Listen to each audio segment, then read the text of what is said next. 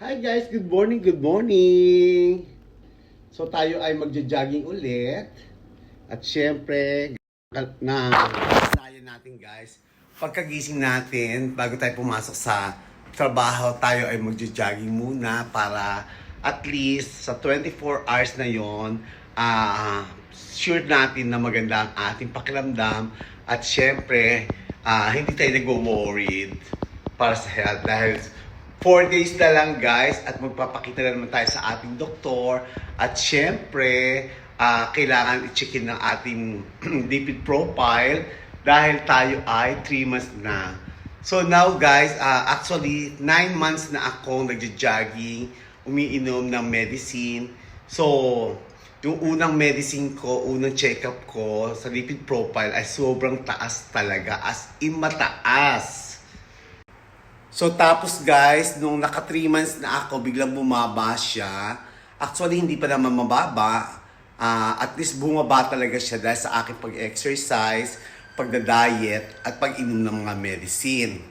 So, 6 months na yon. So ngayon, pang 9 months na siya, malalaman natin guys kung talagang totally bumaba na at i-reduce ng doktor ang aking gamot. Dahil ang aking mga gamot ay nasa 100, yung isa nasa 20, pero yung isang cholesterol ko, ginawa na lang 5. So, sabi ng doktor sa akin, after 3 months, bago matapos sa aking medicine, kailangan ko magpa-check up sa kanya. So, naghihintay pa ako ng 4 months kasi meron pa akong iniinom sa sugar at cholesterol, pero yung sa high blood ko, ubos na siya. So, malalaman natin guys at samahan nyo ako mag-exercise! So ayun na nga guys, nandito na naman tayo sa favorite nating place. At gaya ng sabi ko sa inyo guys, tayo ay mag-warm up muna sa stairs. Ayan. Ayan. So warm up na tayo guys bago tayo totally mag-jogging. So ito guys ang ginagawa ko lagi. Yung mag-exercise ako at mag-jogging. Dito muna ako sa stairs na naglalakad para at least yung aking mga buto ay hindi masyado napupors. So syempre sa mga may edad na 40, 50, 60, hindi yun naman kailangan maging heavy exercise. Ang sabi lang naman ng doktor, at least mga 30 to 40 minutes ang pag-walking mo para at least sigurado ka sa iyong mga kilos kasi pagdating ng 40, 50, 60, mahirap mapalian. Ganon.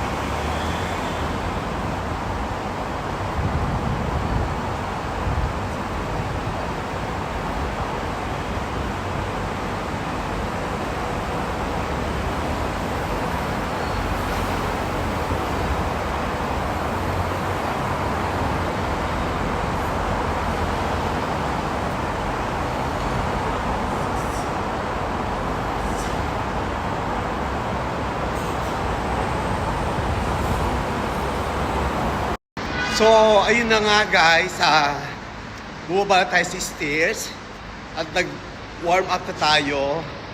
Ngayon guys it's time na walking at least maka 30 minutes or 40 minutes every day para at least sigurado na sinusunod natin ang payo ng mga doktor.